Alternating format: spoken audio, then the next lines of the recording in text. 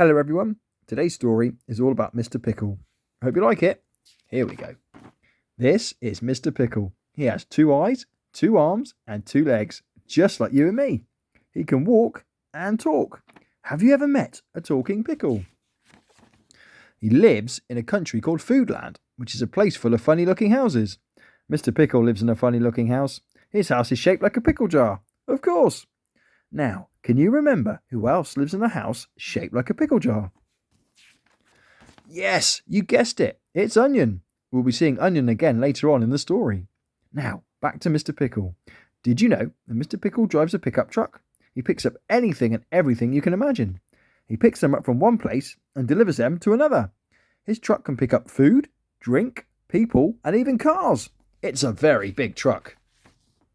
One hot sunny morning, Mr. Pickle was picking up an order of fizzy drinks from the supermarket for Miss Nugget. He also picked up some donuts for the journey home. Mr. Pickle was a very organised person. He liked to have things in order. Mr. Pickle loved writing everything down in a list. That way, he wouldn't forget anything. He's a very wise person, that Mr. Pickle. He was just about to leave the supermarket when Cheese and Onion walked by. "Hello, Cheese. Hello, Onion," smiled Mr. Pickle. "Have you got your list ready? Ha-ha! Mr. Beef's given us a long list of things we need to get. He's having a birthday party, and we are getting the party food," said Cheese. Mr. Beef's list was long. Very, very long. Poor Cheese and Onion were going to be shopping all afternoon. Just then, Burger, Chip, Sausage, Egg and Beans arrived on their scooters. They were on their way to meet Bacon and Spud at the park. "Where are you all off to?" asked Mr. Pickle. "We're going to the park to play basketball with Spud and Bacon," replied Egg excitedly. "Would you like to join us?" "Oh, no thank you. I've got fizzy drinks to deliver to Miss Nugget, which reminds me, I'm running late. I must get going. Have fun. Enjoy your game. Goodbye." With that, Mr. Pickle jumped into his truck and headed straight for Miss Nugget's house. As everyone knows, Miss Nugget lived in a very nice Happy Meal box-shaped house at the top of a steep hill. Mr. Pickle was used to driving up hills.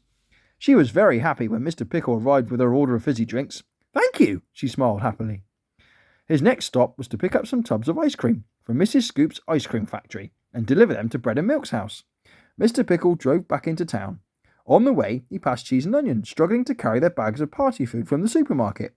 Mr. Pickle wound down his window. "Hello again, you two. Can I be of assistance?" he asked.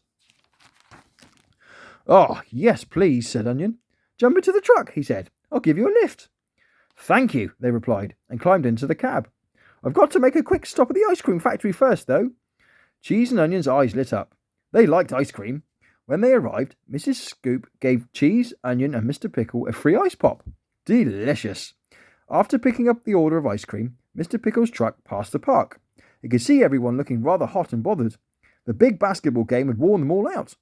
Luckily, Mrs. Scoop was close by with her mobile ice cream shop. She fancied a break from the factory, so decided to sell her ice pops outside instead. Today, she was in an extremely generous mood.